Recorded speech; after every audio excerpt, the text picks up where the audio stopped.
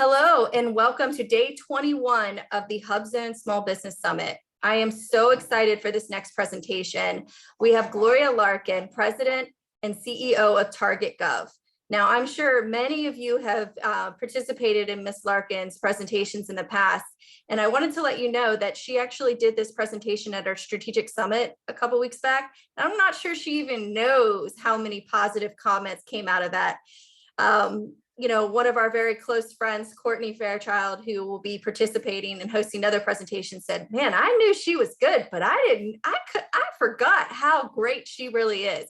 So I'm actually super excited to be able to participate in this presentation because I missed it at the live event. So woohoo, pretty excited about all of this.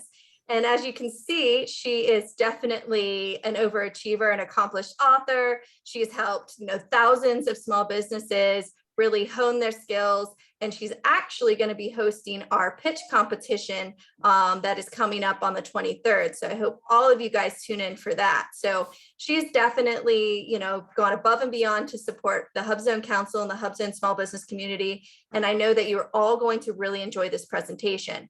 As you heard earlier, this is being recorded and it does have a Q&A function. So if any point in time throughout the session, if you have any questions, we encourage you to leverage that Q&A tool. I will be assisting with monitoring the chat from Ms. Larkin. And I forgot to ask you because I went off on a tangent.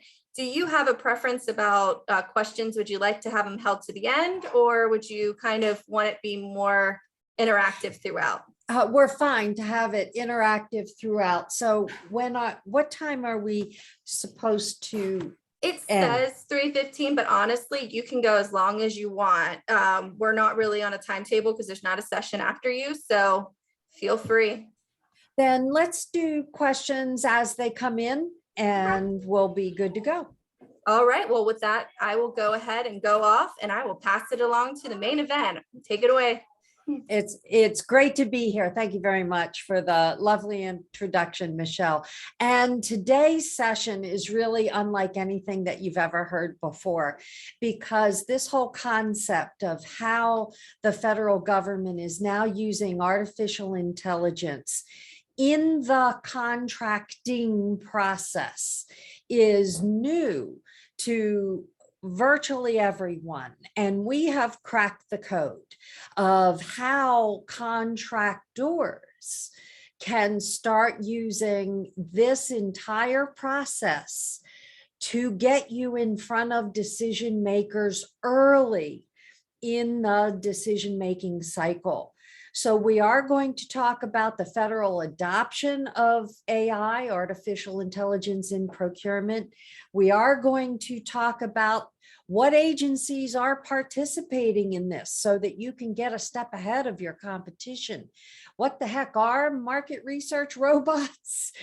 Because it does have a very unique sound to it, doesn't it? And what are your action items as contractors? So ask away, because a lot of people don't yet really grasp the whole world of artificial intelligence in this contracting process. And so by the end of our session today, the intent is that you will receive specific keywords and phrases recommendations for these federal artificial intelligence tools.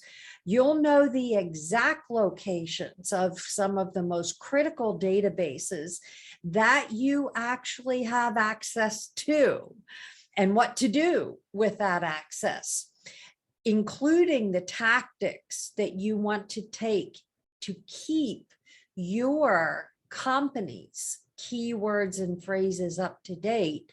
And then bottom line, understanding how to leverage this artificial intelligence pivot from all labor intensive, people focused contracting to now the blend of robots, artificial intelligence databases to help the government streamline the whole contracting process.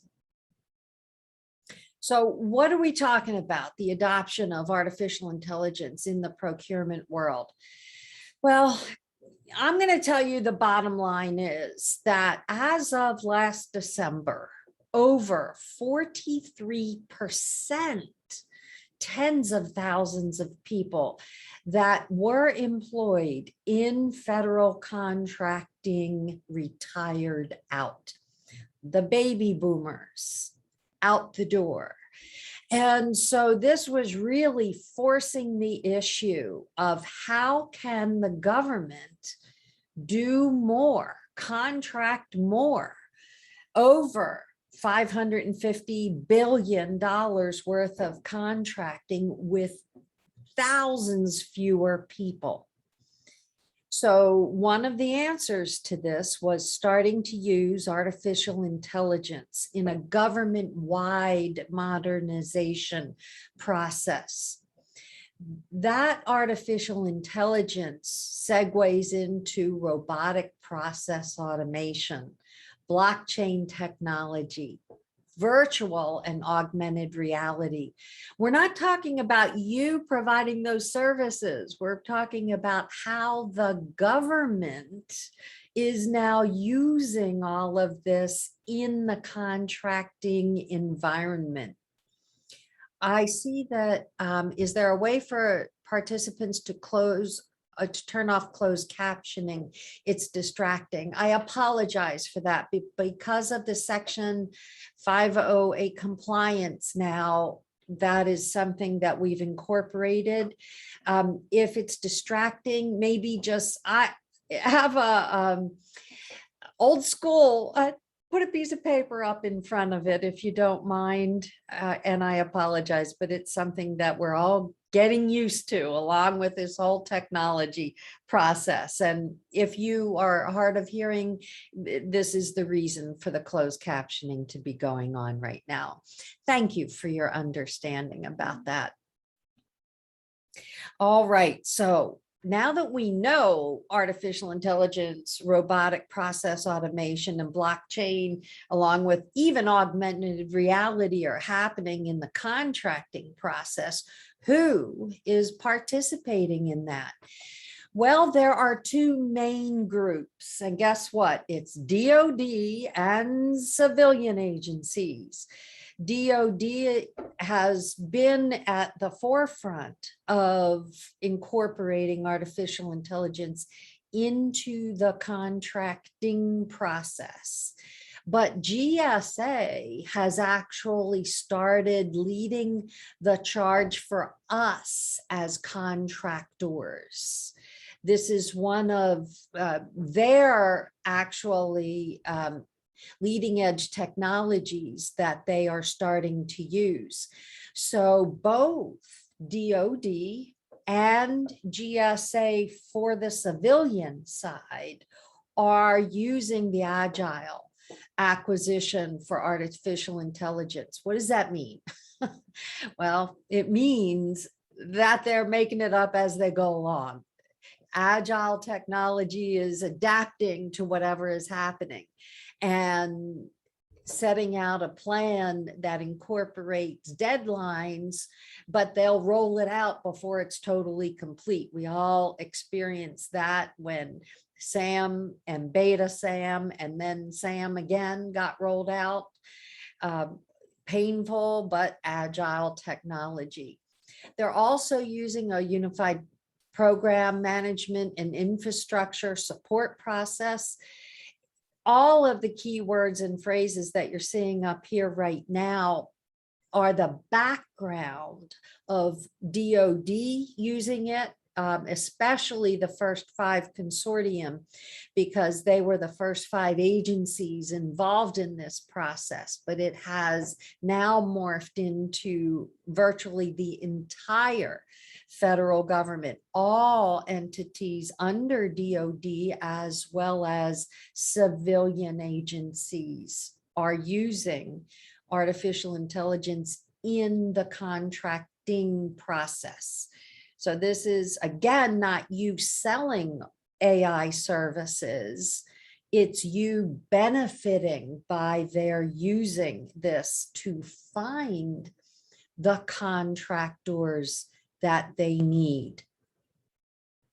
Market research robots, this can be very scary thinking that there are robots out there actually performing part of the contracting research process.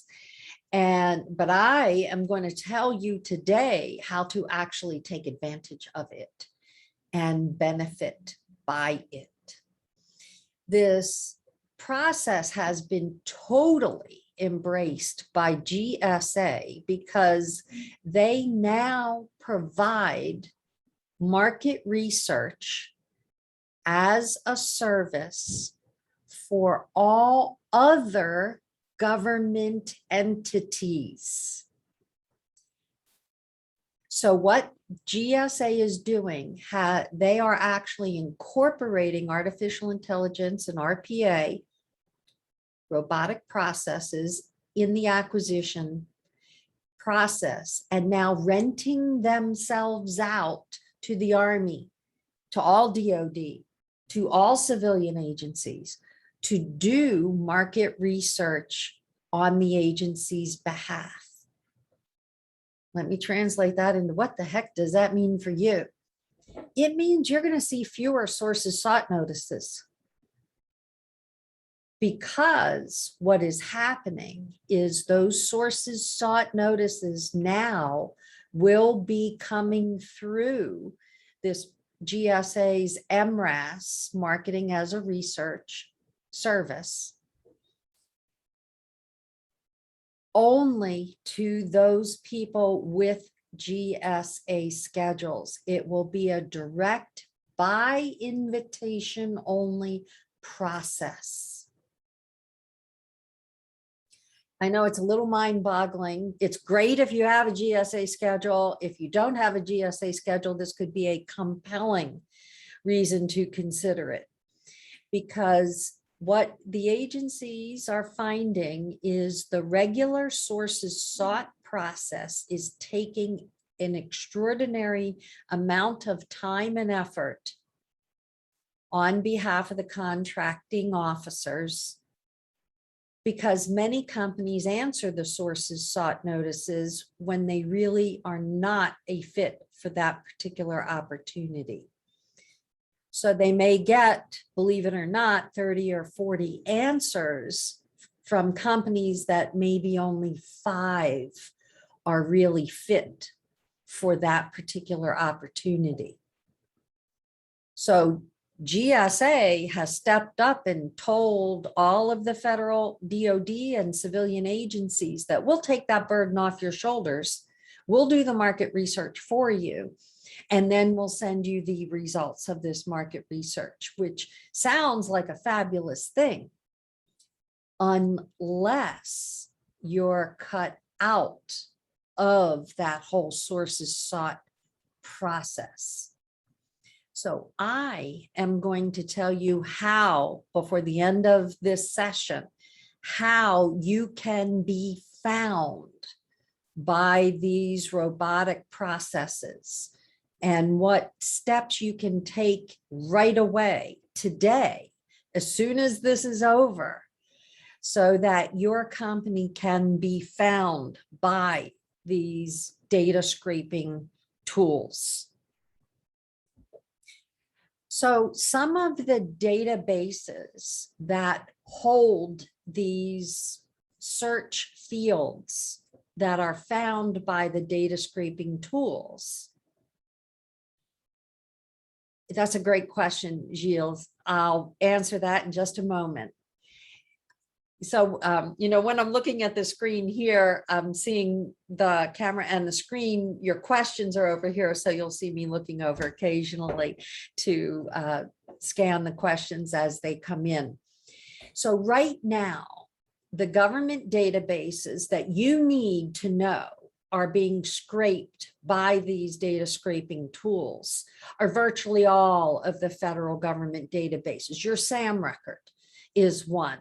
Your SBA dynamic search or SBA profile, if you're a small business, is another. If you already have prime contracts, CPARs is another. If you're already cleared, the DSS database is another. But then there are agency specific databases that are all using these tools, like NSA's ARC, the Acquisition Resource Center for NSA. If you want to do business with NSA and you're not on the ARC, you'll never do business with NSA. It's mandatory that you are registered, whether you're large or small, on the ARC. Much like Health and Human Services, their vendor database, which the web address is noted on the screen. If you are targeting any of the entities in the health and human service world, and you're not using your registration, A, you're not registered, B, you're not using your registration effectively with appropriate keywords and phrases, you are going to be locked out of these individual searches. And so, Gilles, this is where the answer to your question comes in, where you say you offer machining services, which are not typically managed by GSA. What do we do? That's a perfect question, because this GSA service, marketing as a research service, is nascent. It's just being started. And so you can grab hold of this by putting appropriate keywords and phrases in your SAM registration, in your SBA profile, in any of your prime contractor databases. If you're doing business with Boeing or Lockheed Martin or Northrop, you really want to include the keywords and phrases appropriate, not just to, for you, Gilles, not just to the machining you do, but to the end product in which they'll use your parts. So for instance, if you're providing parts for airplanes, if you're providing parts for tanks, if you're providing parts for, let's say, NIH, their unique research services, or you're working with Fort Detrick and you're providing parts or services for their unique needs, it's not just good enough to say we provide machine parts that are custom made. It's exactly in what use. Those are the kinds of very detailed keywords that we're talking about. So I hope that begins to help you understand. And oh, by the way, absolutely everyone on today's session, we're happy to have a one-on-one conversation with you after the fact, because this is so new, it might be a little confusing, and would be happy to talk to you one-on-one about what this means to you, your company, where these keywords are, how to find them, where to put them. But I'm going to go over most of that today right now. So, but again, if it is confusing, I'm happy to work with you one-on-one, no cost related to this. So the common mistakes that folks make regarding this is, first of all, many people will just walk in cold. Instead, you want to do your own research on yourself. You know, everybody says do your homework, do your research, but what I'm saying is first research yourself. Look at your own database records in SAM, in SBA, in NSA's ARC, in the prime contractor registrations. Make sure, which I have a feeling right now you don't have keywords and phrases in there because you did not know how important they were to have. So first, spend time looking at your own record as if you are either a prime contractor or you are a sub who wants to work for a prime contractor. So you're going to target how agencies are looking at you, agency decision makers, as well as the other businesses. They're all looking for you. Rebecca, I'm going to answer that question in just a minute. So bear with me, but I will absolutely answer it live. And Michelle, don't erase the question yet, because I'll need to keep it up there until I do address it. So when I say familiarize yourself with the agency you're targeting, now let me give you an example. So let's say, Rebecca, you want to put in very specific seating in a command and control center. And you want to put in also very specific seating in a laboratory. They each, let's say NIH's laboratories, are going to describe the seating that they require very differently than a command and control center is going to describe the seating that they need. So you don't want to just say we provide ergonomically correct seating. What you want to say is we provide, and then you use separate keywords, one set of keywords for the command and control center and another set of keywords for the laboratory kind of seating that you're providing for NIH. So that's what I mean by familiarize yourself with the agency and their needs and their keywords that they are using. You know, one example I'd like to give that I hope everyone can understand. We had a client that provided fencing, you know, chain link, split rail, you know, stockade fencing, privacy fencing. They did that for the federal government, and they would see millions of dollars worth of business every year on federal construction sites, or putting fencing around bases or campuses that federal buildings were on. But their business started going down, declining. And they were looking around and they're saying, we see construction, we see new bases, we see all kinds of needs for our fencing, but we're not getting fencing anymore. And so they reached out to us and said, why is that happening? And we said, well, let's find out why it's happening. Well, we found out the government's not buying just fencing anymore. They don't use that word anymore. Key phrase was secure perimeter systems. So once the client started using those key phrases and words, and also took a look at very unique usage of the kinds of words and phrases for each individual target, like Army Corps of Engineers was very much focused on fencing and secure perimeter systems around construction and what that looked like, whereas base has very different fencing needs, and you know, they have security gates. There's all kinds of different issues that come into play. So once they made that change and started using the appropriate keywords, then they started to hear directly from the government as well as the primes who needed the work and the products that they provided. And so, Rebecca, this goes to your questions about, is GSA scrubbing Lockheed, Raytheon, and other prime databases? If they need to. And that's only if they can't find what they're looking for in the government databases.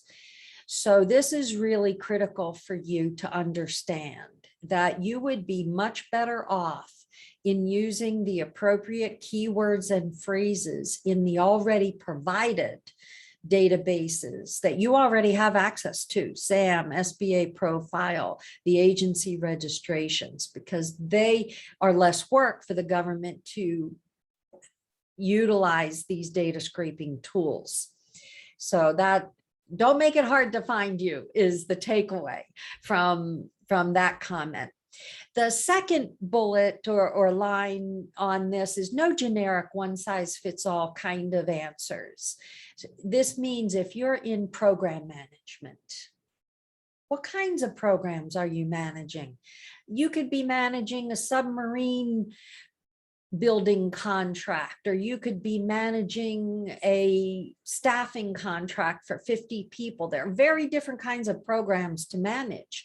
So using generic terms like program management is not really helpful to you. You want to get very distinct about the specific types of work that you would be doing.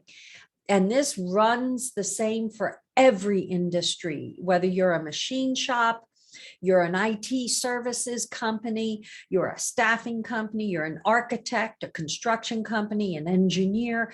Always get very specific. Drop the generic words, because they're never, for instance, going to look for custom programming. That doesn't mean anything to them. Instead, they'll say, we need a custom program written to accomplish XYZ. And you want to know what that XYZ is. And then most importantly, after you've done all of this research and identifying the keywords and phrases, build strong relationships all year long. This is not a passive marketplace. You want to be in front of these decision makers regularly with your capability statements that incorporate these keywords and phrases, depending on the targets.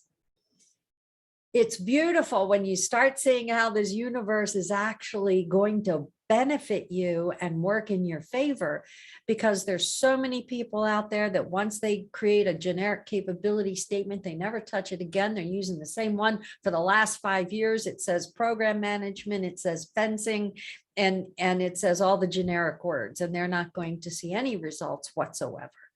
So you're hopefully getting my point. So what kinds of positioning tools do you need in order to be found by these decision makers? These tools are all multi-purpose. In addition to the databases that we've already talked about, you definitely want to have an opportunity identifier that not just looks at what's going on now, like in SAM.gov, but one that also looks at keywords and phrases from the past and scrapes what's in the forecasts for the future. So by combining all of these past opportunities, current opportunities, future opportunities, this ends up getting you extremely focused with a narrow target. When the more narrow the target, the higher the probability you have of actually hitting it. And that's when you start seeing success. Your 1 or 2 page should be 2 page now capability statement, because the backside of that capability statement should be very, very specific. The backside of your capability statement is where you'll actually create a menu of all of these keywords and phrases and the price point and how you're going to provide them for the client. We've seen these be so effective. In addition to your core competencies, past performance, differentiators, and I just listened to the pitches for the HubZone virtual pitch competition. And the most difficult time most of the applicants had was with differentiators. Everybody did a great job of saying what they did, but not everybody, most had a very difficult time coming up with differentiators. Please take that to heart. because that is what will make the difference. If you can succinctly describe what makes you different from all of the other IT services providers, all of the other staffing providers, all of the other furniture providers, architects, engineers, what makes you different in a metric focused way, numbers that you can then prove what makes you different. And that's a whole different conversation. Happy to have that with you. Having an effective bid, no bid decision-making process is definitely one of those issues that come up that many companies say, I go with my gut. I determine if it's a good fit or not. But if you can actually put a probability of winning, a P-win, and out of the 5 opportunities you're pursuing, you can identify on this one, I have a 78% chance. On this one, I have a 23% chance of winning. On this one, I have a 54%, and so on. That then gets rid of the emotion, gets rid of only relying on your gut, and then actually putting a probability of winning factor to it. We've helped clients win over $7 billion in federal contracts. And we know from a reality standpoint that all of these tools work when you use them effectively. In identifying the decision maker, please don't forget all 3 layers. We need you to be in touch with all 3 layers of decision makers. These will incorporate not just the contracting officer, but also the program level, because they really do, they're the ones who come up with these keywords and phrases for the artificial intelligence data scraping tools and robots to find. And if you're meeting with them and you can educate them about your differentiators that may even be branded or trademarked, when they write that in to the requirements, your chances of winning skyrocket, my friends, just skyrocket. Contract vehicles, we're going to see a growth in GSA schedules. They've been flatlining for a decade. But now, because of this marketing as a research service, the GSA, it's actually brilliant that they're doing it. We're going to see GSA schedules really start increase in usage, along with all of the other best-in-class contract vehicles that the federal government is mandating. Last but not least, the CRM system. I don't really care which one you use. It could be an Excel spreadsheet to start. We do have an article, the top 40 CRM systems, which we're happy to send you. If you want to shoot us an email, we'll get that out to you, because tracking who you're getting in touch with what keywords and phrases relating to what opportunities will really help you hone in on your best targets. So this capability statement format is geared towards using the keywords and phrases in the actual document that you're sending out. Why do we say to do that? Because when you use those keywords in the core competencies section, they will actually save it to their server, SharePoint, database, however they're saving them.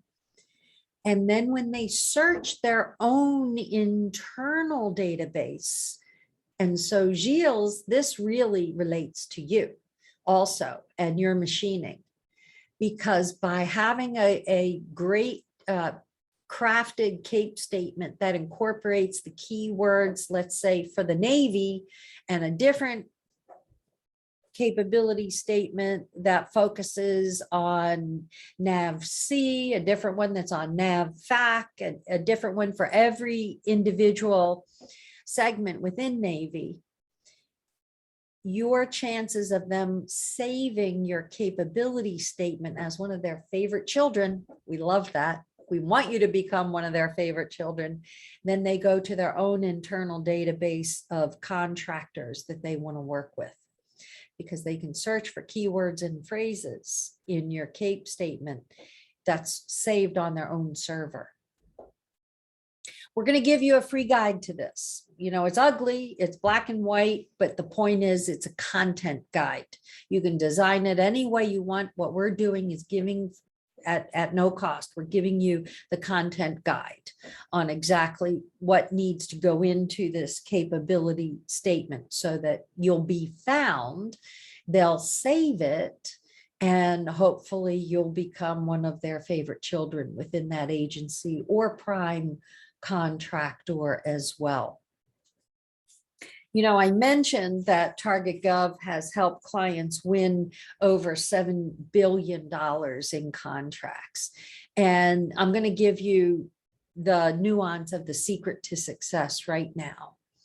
Because when they call you, and if you're using the right keywords and phrases, when the decision makers contact you, and they will, you want to be able to do this. Or if you're reaching out to them, if you're targeting specific customer and you've seen an upcoming RFP that's going to be perfect for you, you use that win probability calculator, and it's a high probability. So all things are looking positive for you. How do you really set the stage for success? And this is the Target Gov rule of 3. It's not like the FAR rule of 2, but this is all about winning business. And it starts off by actually going against something I've been saying. It says never reach out to any decision makers for a meeting. Don't do it. Don't reach out to all of your targets, which include primes, agencies, teaming partners, you know, everybody that you want to meet with. Wait until you have identified at least 3 solid opportunities. Don't just hammer them about one. Look out to the future, not just what's happening in the near future. Go out 3 months, 6 months, 9 months, 12 months, and identify 3 or more upcoming opportunities. Craft your capability statement around all of them with keywords and phrases for all of them. Put those keywords and phrases in your SAM, in your SBA profile, and in their agency specific or prime contractor database. Because when you get this specific, you will start seeing success much, much faster. And where, no matter whom you're talking to, it could be the contracting officer, it could be the program level folks, it could be the small business folks, all 3 layers of decision makers, or it could be another business, prime, sub, or teaming partner. Where do you find these opportunities? The agency forecast, SAM.gov, the continuing sources sought or RFIs, even recompetes, USA spending, all of those are free. If you want a subscription service, Easy GovOps is one of the best and something that you want to take a look at if you want to subscribe. But the rest of these resources are all free at no cost. So they all will feed those multiple opportunities for you to use these keywords and phrases in. What other questions come to mind? You know, we're We haven't answered exactly where to put those keywords and phrases yet. So I don't, and this is not even a slide because I want to tell you where these keywords and phrases go. Let me give you a heads up. The keywords in SAM. So there's no field in SAM that says, put your keywords here. I'll tell you why. And that is because originally SAM was an old as dirt database and hadn't been changed since way back when CCR was a thing. You know, we've been in business 24 years. We remember CCR. Heck, we remember Commerce Business Daily, and then CCR, and then the old SAM, and then Beta SAM, and now the new SAM. But they still never put a field in there for keywords and phrases. So that's called keywords and phrases. So let me tell you exactly where it is. At the end of your SAM record, there are points of contact in your company. They have a government business point of contact. They have an accounting point of contact. They have a past performance. They have 8 points of contact.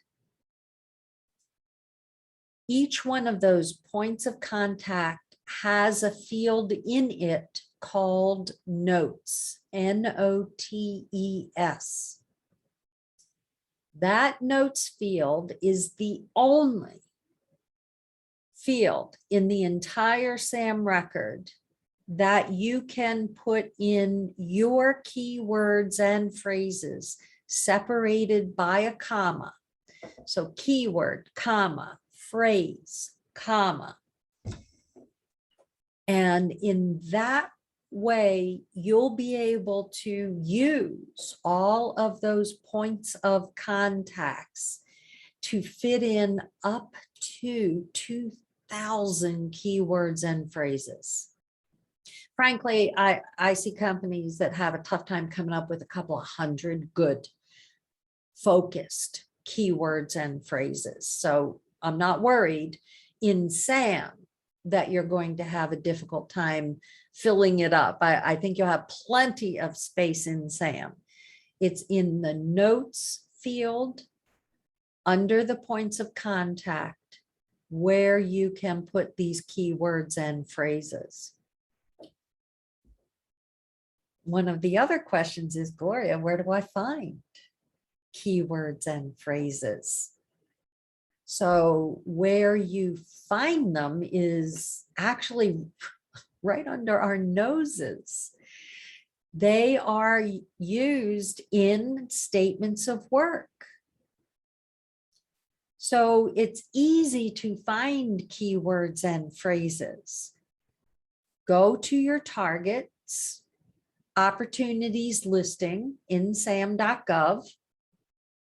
You can even look at recently awarded contracts. You can look at sources sought notices. You can look at RFPs. You can look at RFIs. You can even, as I mentioned, don't limit it and look at recently awarded, because the government's a creature of habit. Once they award something, they will repeat that in the future. So open up a Word doc, open up a statement of work, and then copy the keywords and phrases out of the statements of work and put it into the Word doc.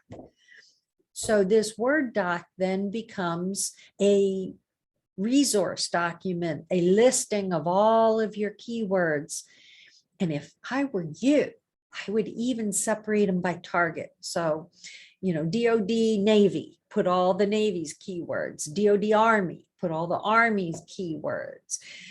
And if you want to separate it even further, of course, by command or division or department, you can do that.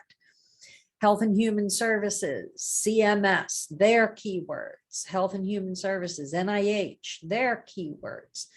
So this way, by having a resource document, you can then use it over and over again in SAM, in your SBA profile, in the agencies themselves, in prime contractor databases, you'll be able to have a consistent message and set of keywords and phrases that you'll be using on a regular basis.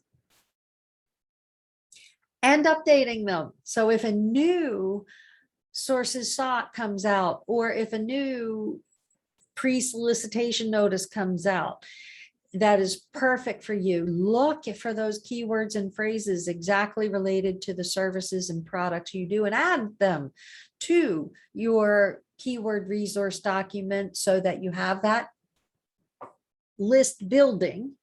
It'll be a historical list of keywords and phrases that the government's using to purchase your services and products across every market. And then add the new ones to your SAM record in the notes field. So what questions come to mind? I know I've been going on about this. Oh, I haven't seen the chat. Let me see if there's something that I'm missing. If there's anybody who has any questions, God bless you, Michelle. I'm getting a filter that I'm just gonna put the blurred filter up in front of me because, yeah, God knows I am definitely showing that 24 years in business, no doubt about it. So as we move forward, what haven't I answered for you about this artificial intelligence process?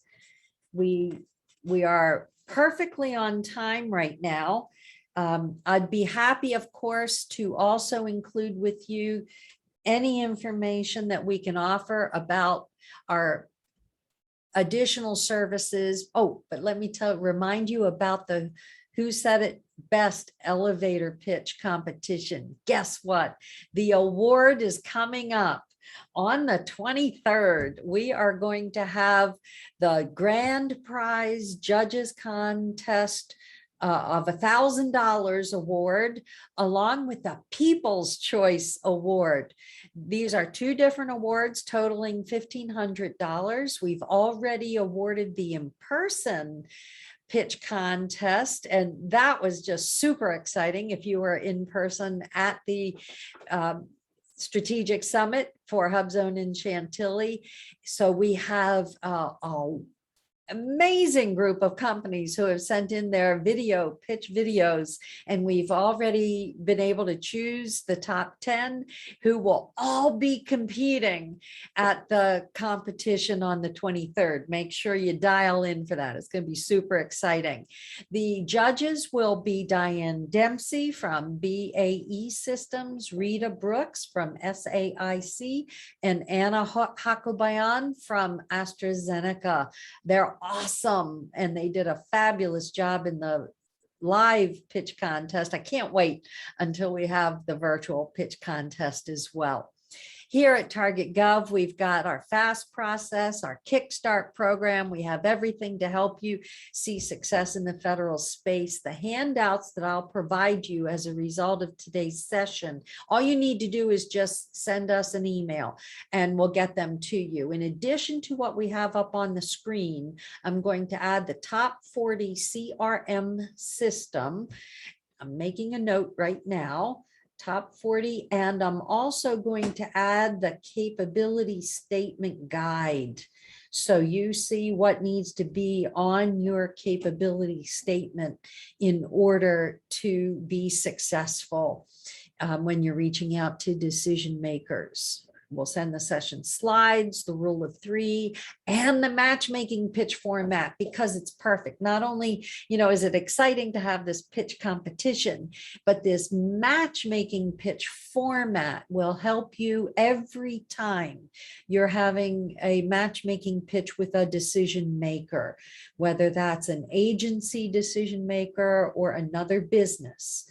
You'll want to fine tune your own pitch to incorporate these 7 data points so that your chance of working together with that agency or business will increase, and you'll be much, much more successful.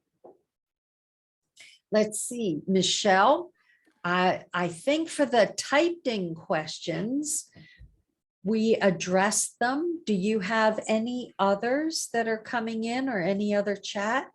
I didn't see questions coming in, but I actually had questions. So, but you did, one of the things I wanted to ask was about the CRM tools. So I'm glad that you made that comment that you're going to share the top 40 CRM tools, because I was kind of curious from your perspective, because one of the things, bear with me one moment. I got stuck on quarantine with my children now. Yay. Oh, So if you hear any background noise of random YouTube videos, that is Mia. okay. But I was really curious about, with like AI now becoming far more prevalent, like do you, and this is your personal opinion based on your experience, do you think that we're going to start seeing maybe a reduction in the amount of like antiquated approaches? Because these public profiles contain so much information. And I'm just wondering why that information cannot be used to determine an RFI. And I also want to go on record that I was making the comment that you look amazing, and that the fact that when you were going through those numbers is so definitely was saying you look awesome. That's funny. No worries, my friend. Anyway, so my opinion, and for what it's worth, as an opinion, that everyone has one. The antiquated processes will leave with those people who are antiquated. So they're retiring out. They're just leaving en masse. Tens of thousands of them have already retired out. And so as they go and fewer people are hired as replacements, there's no choice but to move towards a more modern way of acquisition. And the fear of these artificial intelligence tools is natural, because that's where I went when I was actually part of a roundtable with the architect of this whole process before it even got started. And when I was hearing the idea behind it, it's like, oh my gosh, how is small business going to be able to handle this, let alone large and mid-sized businesses? But then as I thought about it more in depth and heard how their intent is to use these tools, I saw the methods to actually use them for small and focused businesses who are intent on being successful in the marketplace. Frankly, it levels the playing field even more, because there are so few large businesses that will even attend a session like this because they think they know everything. And they're not hearing what's happening with these data scraping tools and artificial intelligence tools, but small businesses are. And we're getting feedback from our clients that once they add these keywords and phrases in SAM and SBA profile, that they actually start getting direct inquiries from contracting officers. And this way, the contracting officer is satisfying the legal requirement for market research by incorporating a range of companies in their market research, but they're narrowing it down to people who already do what they need, which is the whole argument of you putting in your own keywords and phrases. For Mr. Patel, who asked, Paul, my email's up on the screen. Thank you for reminding me. I almost forgot it. Gloria Larkin TG at targetgov.com. If you just shoot us an email and say you were part of this session, we're going to send you everything that we promised, complimentary. And I really want to second that statement that Gloria just said about the keywords, because I mean, I'm constantly like, I'm kind of a conduit, and Gloria's strategic partners with, WHIP. She's a key resource partner with WHIP and National 8A. She works, honestly, I feel like every conference I'm at. So that just tells you how great she is at what she does, because, we've all been like, yes, please come and help us. But the keywords, we constantly get requests for small businesses. And honestly, sometimes the requests that I receive, I have to Google what the words are that I'm looking for. Right. So it it helps so much, because if they just give us a NAICS code, there's no way for us to determine that information, especially within the manufacturing industry with these specific certifications and compliance standards and in aerospace. It's not fun. So, you know, that's an excellent point, because those keywords may mean something to a tiny audience, but you want to get to that tiny audience because that's your key to business. And and a sole source. And a sole source. I love the way you think, my dear. Yes, because the more unique, hopefully you're trademarking or patenting your products and services, and that makes them unique by the trademark or patent. I wanted you to pinpoint on one other thing too, because a lot of times people say keywords and then they feel like I have to use proper grammar, and I, you know, and I might be wrong, but I say keywords, use the keywords and commas. Like, you don't need to write a sentence because it's not really what it's for. But do you disagree with that, or what's your thoughts in the subject? I'm going to see if I can put, I don't know if I can even put, if I put this up on the screen, if you guys will see it. You should, because it's your screen sharing. You see that now? Yeah. This is a sample of a keyword resource document.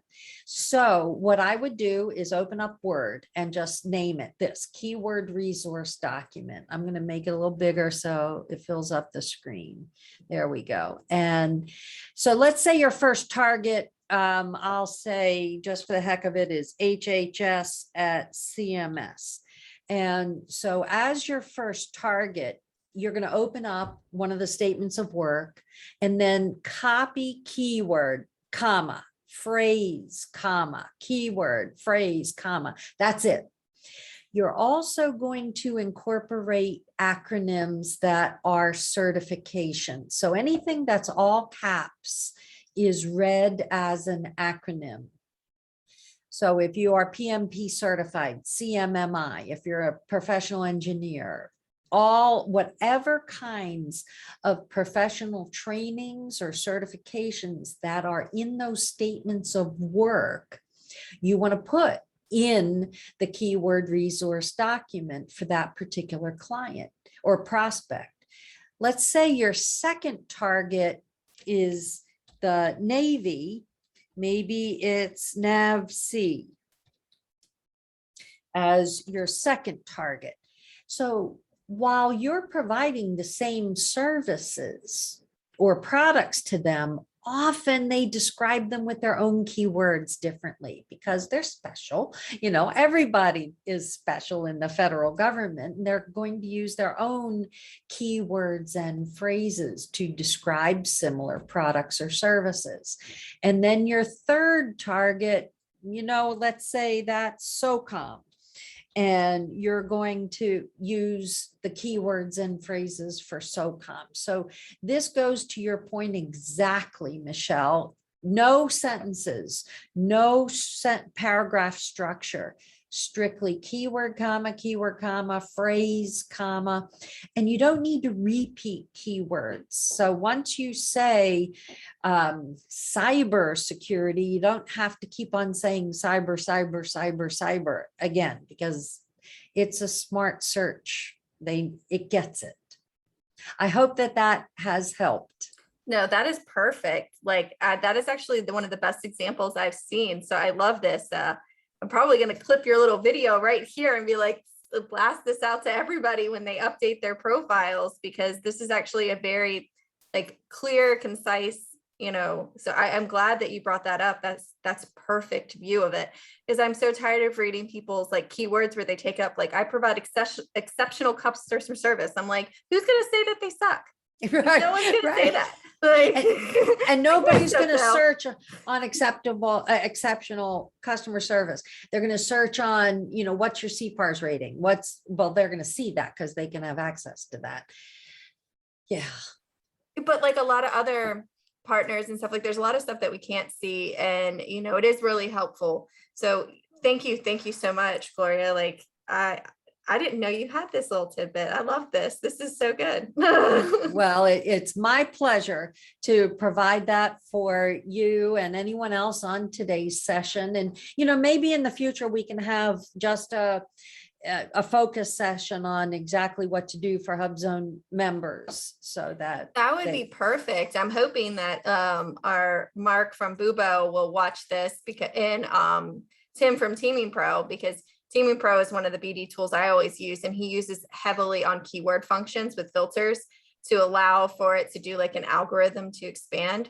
So I really want him to see that function and make sure his like algorithm is incorporating that. And then also Bubo, maybe he did a big thing on micro learning. I was like, this would be a perfect discussion topic for the little micro training series. So a little brain going over wonderful. here. I'm sorry. I love the collaboration. Let's help each other succeed. Absolutely. That's the best thing. Rebecca had asked a link to the recording. What's our process for that? So I've been posting them, but since I did have a registration, Rebecca, are you registered for the summit? Because I'm putting it under the link for the summit, but since if you registered for it, then I'll send it out that way as well, once the recording is available. So, because we weren't requiring people to register before, but then I realized that it probably wasn't working as good. So, so now Gloria will be able to have the information and follow up with you guys directly, and I'll make sure everybody gets the recording with this information. Sounds great. I look forward to it. And I'll look forward to everybody dialing in for the virtual pitch competition award. That'll be on the 23rd. What time of day is that, Michelle? It's at 1 o'clock because we have matchmaking in the morning and the afternoon as part of the virtual summit. So we kind of figured that this was going to be a really big key focal point. So I hope everybody enjoys it because it's going to be good. I saw some of the sessions and I was extremely surprised. Like, I mean, I shouldn't sound so shocked that I thought they were that good, but I mean, like, they were like way better than I thought they were going to be. So I'm kind of glad that you had to narrow it down because I was having a serious struggle bus over here. Oh yes, I get that. It is not an easy thing to do. It's like they say on AGT, this was the toughest thing in the world to do, but we've got some fabulous finalists, 10 fabulous finalists. So let's dial in then. And thanks again for everybody being part of this. If you have questions about how you can use artificial intelligence to win contracts, reach out. I'd be happy to chat with you. Well, with that, I realized I wasn't going on air, but again, I just wanted to express how much I appreciate you, Gloria, and everything you do 365 days a year. And anybody that hasn't checked out Target Gov's resources, I highly recommend you do so. And as well as her book, which you guys see there on the screen, you will definitely not be disappointed. So again, without that, I will stop talking because I just keep going. You're just so awesome. And we'll sign off. You guys all later. And don't forget, we still have a lot of presentations coming up. We're going to be going strong all the way till the end of the month. So we're closing out this fiscal year with you guys. All right. So bye, everyone. Bye-bye.